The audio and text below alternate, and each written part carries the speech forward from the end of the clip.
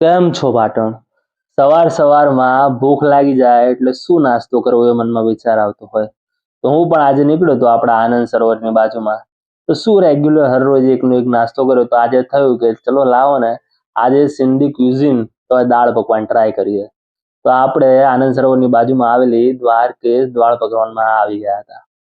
Basically તમને કહું ને, દાળ પકવાન છે તો શું આ તમને અહીંયા દેખાતી હશે, જેની અંદર મેદાનનું એક પકવાન લેવામાં આવે છે, પૂરી ટાઈપનું, ક્રિસ્પી, અને સાથે સાથે ચણાની એકદમ રગડા જેવી દાળ હોય છે.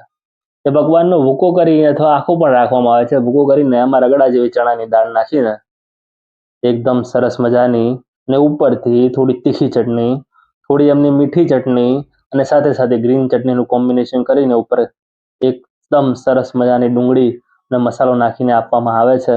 અને સાથે સાથે સેવ અને થોડા દાણા, એટલે આપણે સિંગદાણા ભભરાવવામાં આવે છે.